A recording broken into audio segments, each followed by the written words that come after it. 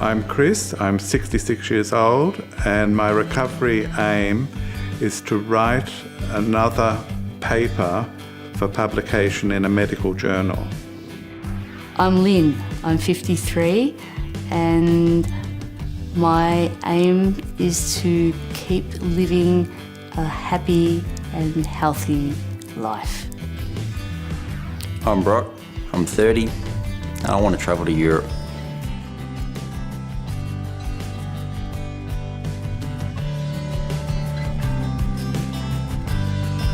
Well, I found out I had a brain tumour in 2009. I'd been having some issues leading up to that point. I thought I was having some sort of a breakdown and went to the GP and initially was put on an antidepressant thinking it was an anxiety issue, and I really seemed to improve.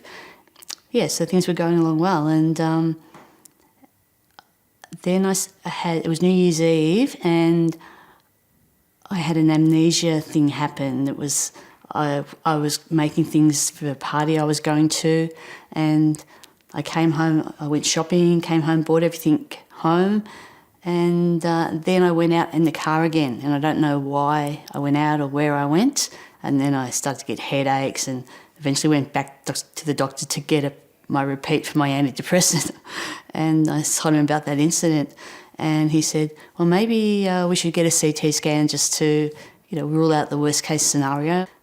The thing that I vividly remember is how it first started, because I became disorientated in time.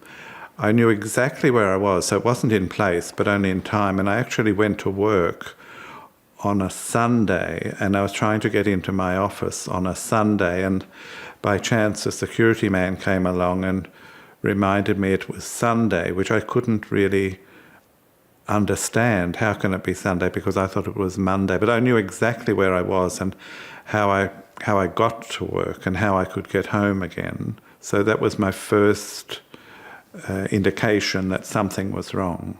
And then I rang assorted relatives, and then they took it from there, and then we're into the hospital very quickly. Sitting in a hospital bed and you have a mass on your brain and numb, very, very numb. Luckily I had family with me at the time, and that was the support that was there to be helpful. So the following day I had the MRI, then the day after that saw the neurosurgeon, and well, he said I needed, brain surgery, and I had about a 10-day wait for that to get my head around that. Fear and anxiety, which I've never had anxiety in my life, and yeah, I had anxiety attacks within days. And I was put on to a psychiatrist who I saw once a week, and he was able to put my feelings into useful solutions, letting me know that it was okay to be feeling the way I was. Anger, fear, it's fine to feel like that. I was relying on my medical team, but because I knew that, I was getting the standard recommended treatment that had shown some evidence of effectiveness, I was very comfortable and happy to follow what they recommended. Doctor came and told me that we would need to, in the next few days, after a few scans, make a decision on what surgery, what will need to happen and what we need to take out. And that was it. Here's the consent form, and sign. I spoke to my sister just so she could refresh my mind as to what happened, and she told me that once a scan was done and the doctor said, well, I think this is a brain cancer or brain tumour, then there was no question about, from what she said, there was no question about a second opinion or well, what do you want to do now? It was just, well, what we do is the surgery on this. And so the surgery was booked in. I wasn't really given much information in the hospital, but when I got home, because I had a medical background, I sort of knew I had a fair idea of where to get some reliable information from. So, I didn't just Google, GBM.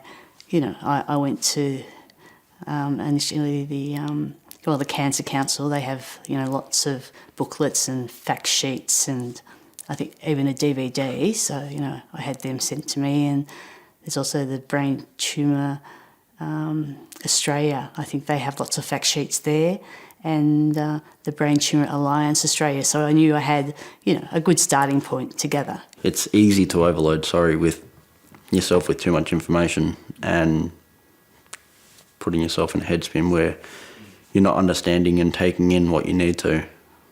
And that's why having someone with you at appointments helps. They can take notes, ask questions. Well, I think it was a big shock. I have 3 sons and a husband and extended family, and that was a big shock. My sons were at that stage only 17. My eldest son was doing VCE, my middle son was 13, and my youngest son was 10. So there was a lot going on, at home, with their sporting commitments, and I was, heavily involved in all of that. Yeah, so I think their reaction, was, well, I can't speak for them apart from to say, it was a tumultuous time. Putting aside normal life, when you live a very active life is extremely hard. When you're working 5-6 days a week, exercising, and then it's just stop. You can't do any of that. You need to focus on the cancer. You need to focus on recovery, which the doctors were adamant about telling me because of how active I was, and it's a shock to the system. For surgery, I went public. For my radiation therapy, it was private. I wasn't given the option of public. So that was a shock when we were brought into a room, sat down and gone through billing, which we were told was going to be a minuscule amount, and it was thousands. I called the hospital straight away, quite angrily, and luckily I was on a trial and they were able to subsidise the payments, leaving us only a few thousand out of pocket. There's a 6 weeks course of oral chemotherapy, temozolomide and radiation, and then a 4-week break, and then 6 months where you're getting only the oral chemo, the temozolomide 5 days a week, 5 consecutive days for 6 months. This is, post the surgery, the radiation and the temozolomide, I think, starts about a few weeks or so after your surgery, and then there's a 4-week break after that initial course, and then the 6 months treatment follows after that. However, I only got to about the 5th month because I had a recurrence, so I had to go in for a second surgery. Okay. Yeah, that was in November 2009. I had a craniotomy, which is the removal of the tumour. Then, after being in the hospital for some time, and it was time to leave there, I was then told I would be going on to radiotherapy, which they tell you that that's going to make you tired and, the fatigue will settle in, but you don't really know what to expect. But I found it incredibly tiring. My treatment involved 2 craniotomies and then 7 weeks of radiation therapy. The hair loss was a shock to the side effects of the radiation therapy. It just fell out. And memory. And post-radiation therapy, it wasn't until I realised how much it had affected myself mentally. I feel that even though the support networks are there, it was up to yourself to actually access them. Things like psychologist, exercise physiologist, any of those ancillary people, they're there waiting in the wings, but you had to find out, now which psychologist should I see? Where is the exercise physiologist located? And people spoke about them, but nothing was ever actually done. So I think people meant well, but it would have been better, I think, had people said, right, now the exercise physiologist will see you tomorrow at midday. So I did that through my GP, and there's that special group, a special arrangement, the name of which I've forgotten, but you can see allied health at a much reduced price. With this type of diagnosis, my work life was over, and that was a big adjustment, and I did have a period of grief, and because that was such a big part of my life. That was, in a way, I was defined a little bit by that. I was proud and I was very current. I kept up to date, and all of a sudden, none of that mattered anymore, so I had to find a new direction. Through treatment and post-treatment, working part-time hours really kept me sane. Sitting at home doesn't bode well for myself. Exercising, walking, getting out in nature. I'm fortunate enough that I have great walking trails near me, and I could put music on and just go for a walk for a few hours, clear my head. Staying active really helps myself. It may not be for everyone, but just find what you love, what makes you happy, and do it.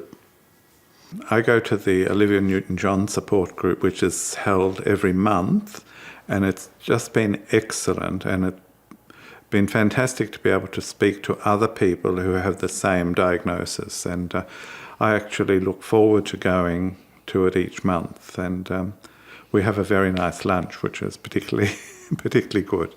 But I would really recommend for anybody with the diagnosis to seek out the support group, because they're really, really worthwhile, I felt. Through treatment, my partner was phenomenal. I'm fortunate enough that she's a nurse and has a medical understanding.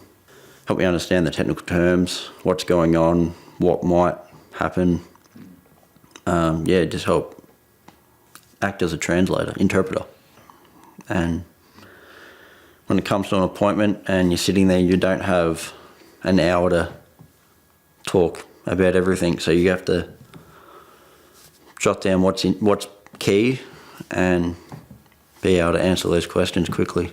I always have someone with me, but I also take a diary.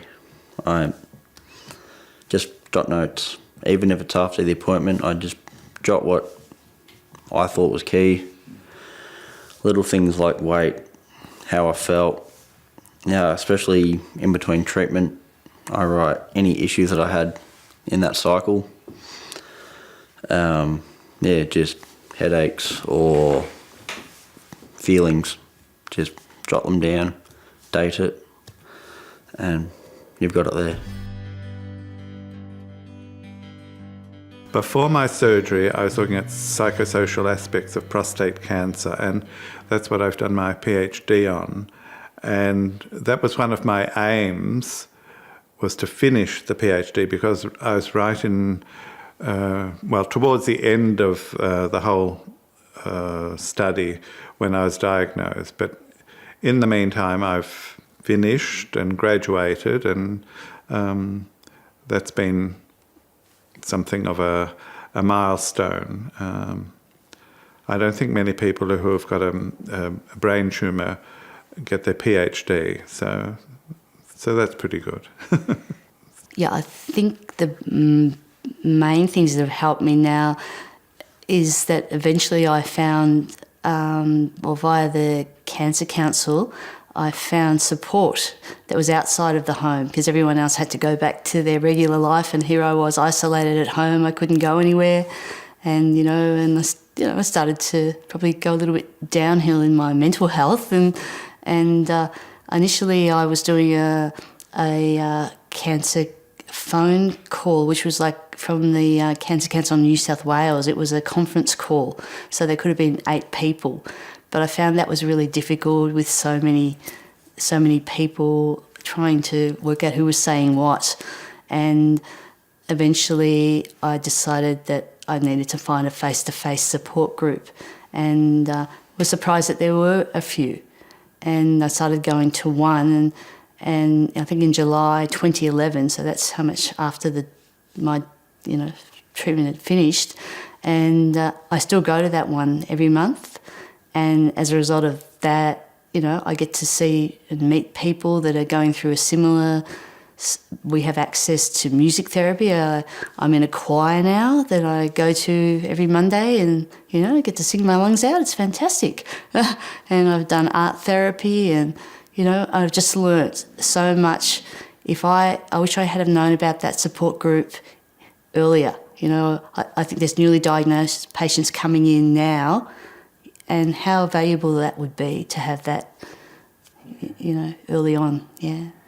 I think one of the obvious things when I've been diagnosed is the effect on the family, because I come from a large family, and they've been very supportive, so that's been excellent.